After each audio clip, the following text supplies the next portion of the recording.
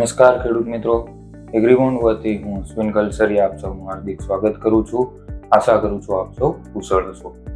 હવે આજનો વિડીયો ખાસ તમામ ખેડૂત મિત્રો માટે કે જેમણે તલનું વાવેતર કર્યું છે અને જેના તલ 35-40 દિવસ ઉપરના થઈ ગયા છે, ફૂલ અવસ્થા આપણે શરૂ થઈ ગઈ છે અથવા તો ક્યાંક ફૂલ ડોક્યુ કરી રહ્યા છે, તો ખાસ ફૂલ અવસ્થાએ આપણે શું માવજત રાખવી જોઈએ, કયા પોષક તત્વો આપવા જોઈએ જેથી કરીને ફૂલ જે છે ફાલ ફૂલ આપણે સારા પ્રમાણમાં બેસે, ખરે નહીં અને છે બૈઠામાં સારી રીતે રૂપાંતરિત થાય અને સરવાળે આપણને ઉત્પાદનમાં ફાયદો મળી શકે.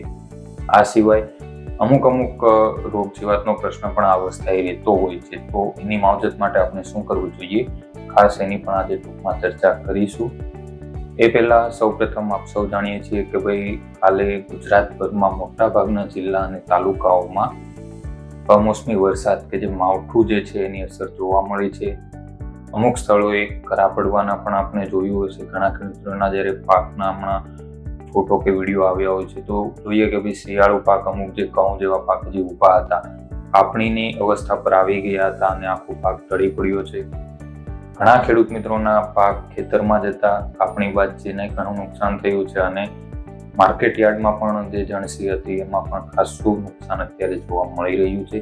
તે ખૂબ જ દુઃખદ ઘટના છે, કુદરતી છે, પણ છેલ્લા 1.5-2 વર્ષની અંદર આપણે જાણીએ છીએ કે ભાઈ કોઈ પણ ઋતુ, શિયાળો, ઉનાળો, કાપણી અવસ્થાએ આવા કમોસમી વરસાદને કારણે ખેડૂતોને ઘણું બધું હાલ સહન કરવું પડી રહ્યું છે. 100% આપણે 17 તારીખે એડવાઇઝરી ખાસ લોક સ્વરૂપે એગ્રીબોન્ડ ઉપર આપી જ હતી કે 2-3 દિવસ માટે કમોસમી વરસાદની ગુજરાતમાં આગાહી છે, એટલા માટે ખાસ શિયાળુ પાક જે કાપણી પર છે અથવા તો ઉનાળુ પાક હજી જે ઉભો છે એમાં આપણે શું આગોતરી માવજત અને કાળજી રાખવી માટે ખાસ આપણે એક પ્રયત્ન કર્યો હતો અને 100% હાલ પણ એગ્રીબોન્ડ આ બાબતે ખેડૂત મિત્રોની સાથે જે માહિતી સ્વરૂપે અને બીજી અન્ય કોઈ પણ જરૂરિયાત કે જે મદદરૂપ એગ્રીબોન્ડ એમાં થઈ શકે છે, 100% આપણે એમાં ખેડૂત મિત્રોને મદદરૂપ થવાનો પ્રયત્ન કરીશું.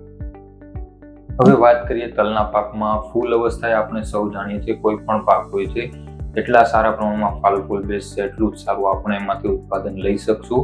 બસ ફાલ ખરે ના એ માટે આપણે પ્રયત્નો પણ કરતા હોઈએ છીએ.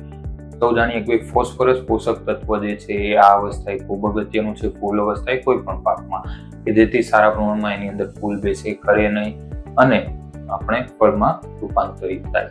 એટલા માટે સૌ કોઈ જાણે છે, મોટા ભાગના કૃષિ નિષ્ણાતોની ભલામણ હંમેશા રહેતી હોય છે 05234 100 ગ્રામ પ્રતિ પંપ તમે નાખી અને છંટકાવ કરી શકો છો. 100% અત્યારે માવઠા બાદ જો તલના પાકમાં ક્યાંક ફાલ હશે તો એ 100% કરવાના પ્રશ્નો અને બીજા ઘણા પ્રશ્નો ઉભા થયા હશે. વરાપ નીકળે ખેતરમાં જઈ શકો અને જો પાક હજી સારી અવસ્થાએ છે અને લાગે છે આપણે ખર્ચો કરવો જોઈએ તો 05234 100 ગ્રામ પ્રતિ પંપ જે છે નાખી અને તમે છંટકાવ કરી શકો છો.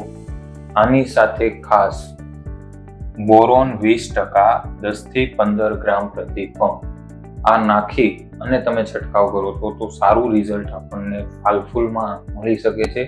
કારણ કે બોરોન છે આપણે સૌ જાણીએ છીએ પરાગરજના પરિવહન માટે ખૂબ જ અગત્યનું પોષક તત્વ છે.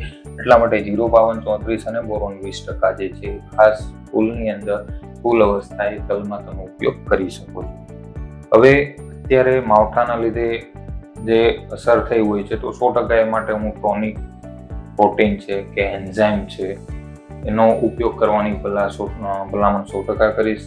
હું ઘણીવાર અમુક વિડીયોમાં કીધું ભાઈ વધુ પડતો એનો ઉપયોગ ના કરવો જોઈએ, પણ એ જે વસ્તુ બની છે સ્પેસિફિક આવી પરિસ્થિતિઓ માટે કે જ્યાં વિપરીત વાતાવરણ છે અથવા તો છોડ પાછો પડી ગયો છે અને હેવી નુકસાન થયું છે ફૂલ અવસ્થાએ કે ફળ અવસ્થાએ, તો એની અંદર મોટા ભાગેના ઉપયોગની ભલામણ રહેતી હોય છે. તો ખાસ અત્યારે વન ઓફ ધ બેસ્ટ આપણે જે નોર્મલી કોઈ પણ મોટા ભાગે ઘણા ઉપયોગ કર્યો છે અલગ અલગ પાકોમાં, હોમોબ્રાસિનોલાઇડ 0.04% 10 ml પ્રતિ પંપ નાખી અને તમે છંટકાવ કરો છો, ફાલ ફૂલ અવસ્થાએ બેસ્ટ રિઝલ્ટ આ વસ્તુ તમને આપી શકે છે. જેમાં મારે બહુ કહેવાની જરૂરિયાત નથી કારણ કે મોટા ભાગના પાકમાં આપણે ઉપયોગ કર્યો હશે. હવે વાત કરીએ રોગ જીવાતમાં કે ભાઈ સૌ જાણીએ છીએ કે ચૂસિયા જીવાતનો અટેક છે એ આપણે ખાસ આવતો હોય છે. એટલે ચૂસિયા જીવાતની અંદર જો હું વાત કરું તમને તો સફેદ માખીનો પ્રશ્ન રહેતો હોય, ટ્રિપ્સનો અટેક ઘણીવાર રહેતો હોય છે, અથવા તો મોલો મચ્છીનો પ્રશ્ન રહેતો હોય, તડતડિયાનો પ્રશ્ન રહેતો હોય, તો એના કારણે શું અસરો થતી હોય.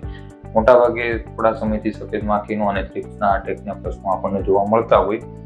મોટાભાગે સફેદ માખીમાં શું થાય છે કે એના બચ્ચા જે છે એ નુકસાન વધારે કરી નાખે છે, અને જ્યારે સફેદ માખી ખેતરમાં ઉડતી દેખાય ત્યારે આપણે એનો નિયંત્રણ માટે પ્રયત્નો કરીએ, પણ જ્યારે સફેદ માખી ખેતરમાં ઉડતી દેખાય છે એનો મતલબ શું થયો કે ભાઈ નુકસાન થઈ ગયું છે. સફેદ માખી ખેતરમાં ઉડતી દેખાય એટલે મેજોરિટી નુકસાન એ કરી ચૂકી છે, કારણ કે એના બચ્ચા સૌથી વધુ નુકસાન કરતા હોય છે. એટલે પેલું દેખાશે પાન પીળા પડવા અને પાન કોકડાઈ જવા. આપણે કહીએ ને કોકડવો આવી ગયો, થ્રિપ્સના કારણે પણ ઘણીવાર આ મળતું હોય છે. એટલે પાન પીળા પડી જવા અને કોકડાઈ જવા. વાયરસનો ફેલાવો એટલે કે ભાઈ જે કોકડવા લીફકલ વાયરસ જે છે એ સફેદ માખી દ્વારા ફેલાવો થતો હોય છે. એટલે ખાસ તલના પાકમાં લક્ષણો છે. સફેદ માખી જ્યારે ઉડતી દેખાય એટલે નુકસાન થઈ ગયું હોય, પણ એના નિયંત્રણ માટે 100% આપણે હવે સફેદ માખીને ફરીથી પાછું આ નુકસાન રિપીટ ના થાય માટે પ્રયત્ન કરવાના હોય છે. એ માટે પેલી દવા છે ડાયફેન્થ્યુરોન 50% WP ફોર્મ્યુલેશન. 20 થી 25 ગ્રામ પ્રતિ પંપ નાખી અને તમે એને નિયંત્રણમાં લઈ શકો છો. ખાસ 2 સ્પ્રે આપવાના 6 દિવસના ગાળા, 6 થી 7 દિવસમાં 2 સ્પ્રે કરશો, સારું રિઝલ્ટ આપી શકે છે. બીજું જે છે બેસ્ટ એક હું કહી શકું કે સ્પાયરોમેસિફેન 22.9% SC ફોર્મ્યુલેશન 10 થી 15 ml. સારી દવા છે જે સફેદ માખીના બચ્ચા અને ઈંડા બંનેનો નાશ કરે છે. એટલા માટે સ્પાયરોમેસિફેન 22.9% SC ફોર્મ્યુલેશન 10 થી 15 ml આપણને સફેદ માખીનું સારું રિઝલ્ટ આપી શકે છે. જે ખેડૂત મિત્રો આગોતરા ભાગરૂપે નીમ ઓઇલ 10,000 ppm નો ઉપયોગ કરતા હોય છે, સૌથી બેસ્ટમાં બેસ્ટ હું તો કહું છું એનો તમે ઉપયોગ કરી અને ચૂસ્યા જીવાતોના આગોતરા નિયંત્રણ માટે 100% સારું રિઝલ્ટ મેળવી શકો છો. હવે આ એક રોગ છે પર્ણગુચ્છ માથા બાંધી, જેને વૈજ્ઞાનિક ભાષામાં કહેવાય છે ફિલોડી કહેતા હોય. જે થાય છે સૂક્ષ્મ જીવાણુ ફાઇટોપ્લાઝમ દ્વારા થતો રોગ છે. હવે મોટા ભાગે એવું છે કે આપણે બહુ આટલો નજરે નથી ચડ્યો, અને સારું છે હું તો કહું છું જ્યાં સુધી આ તલના પાકમાં આટલો બધો નુકસાન આપણા વિસ્તારમાં નથી દેખાડતું ત્યાં સુધી સારું છે. આની અંદર શું થાય છે, મોટા ભાગે ફૂલ અવસ્થાએ આની અસર તમને જોવા મળી શકે છે. થાય છે સૂક્ષ્મ જીવાણુ દ્વારા. સૂક્ષ્મ જીવાણુ એવું છે કે ભાઈ સીધા પાળે પણ નિંદામણ હશે, એના ઉપર આ ફાઇટોપ્લાઝમ સૂક્ષ્મ જીવાણુ હોય છે એ પાકમાં આવે છે અને એના કારણે પણ નુકસાન આનું થતું હોય છે. બીજા ઘણા રસ્તા છે. પેલું જે છે ફૂલ છે એ પાંદડામાં રૂપાંતર થઈ જાય છે. હવે ફૂલ જે આપણું હોય છે ને એ પાનની અંદર પરિવર્તિત થઈ જાય, એટલે આપણે કહેવાય ને લીલું થઈ જાય આખું ફૂલ. આમ આપણી દેશી ભાષામાં કહીએ કે લીલા કાસ જેવું થઈ ગયું.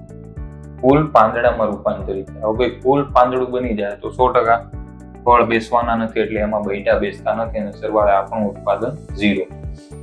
આનું સૌથી અગત્યનો મુદ્દો છે આને ઓળખવાનો કે છોડ છે એના પાંદડા, તલના પાકના છોડના પાંદડા આટલા ઝીણા થઈ જાય. આટલા ઝીણા થઈ જશે અને ગુચ્છો એટલા ઝીણા થઈને આમ આખો ગુચ્છા સ્વરૂપમાં છે ને છોડની અંદર આપણને જોવા મળે છે.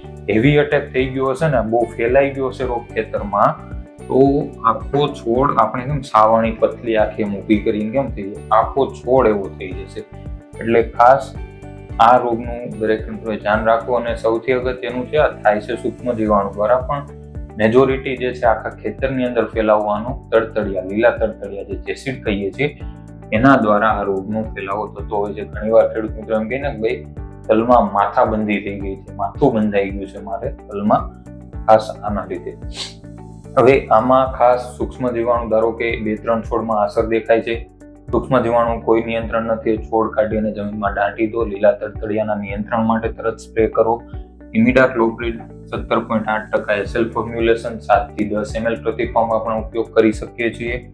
આયોમિથોગ્રામ 25% WG ફોર્મ્યુલેશન 5 થી 7 ગ્રામ પ્રતિ પંપ જે છે તમે ઉપયોગ કરી શકો છો. એવું નહીં માત્ર લીલા તડતડિયામાં, તમારે બીજી મોલોમચ્છી, થ્રિપ્સ, ચૂસ્યા જીવાતોના નિયંત્રણમાં ચાલી શકે એવી દવાઓ છે.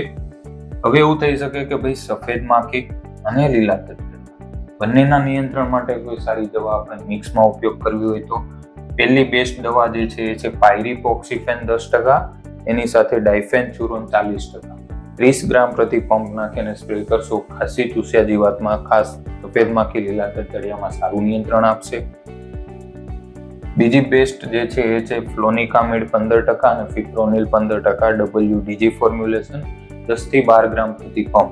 આ 2 દવાઓ જે છે એ ખાસ હું આગ્રહ કરીશ કે આ બંનેનો તમે ઉપયોગ કરી શકો છો. લીલા તડતડિયા સફેદ માખી ચૂસ્યા જીવાતમાં કોસ્ટલી કેવડાવી શકે થોડીક, પણ લોંગ ટર્મ માટે, લાંબા સમય માટે લાંબી અસર ધરાવતી અને સારું નિયંત્રણ આપતી દવાઓ આપણે કહી શકીએ છીએ. એટલે ખાસ તલના પાકની અંદર ફૂલ અવસ્થાએ હાલ આ બાબતનું આપણે ધ્યાન રાખી શકીએ. આ છે સફેદ માખી.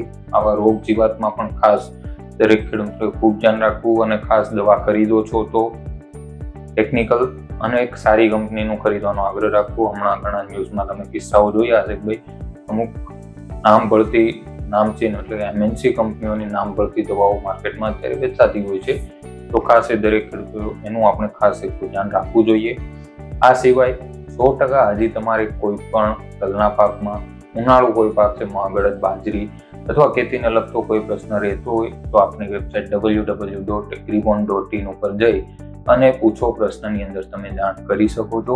અથવા તો આપનો જે વોટ્સઅપ નંબર છે 73 એના ઉપર પણ તમે વોટ્સઅપ પર મેસેજ કરી ફોટો વિડીયો મોકલી જે પણ રોગ છે અથવા તો કોઈ બીજી માવજતનું માટે શું કરવું અને જાણ કરી શકો છો. આપણે 100% સાચી અને સચોટ કૃષિ માહિતી આપવાનો તમને પ્રયત્ન કરતા રહીશું. ધન્યવાદ.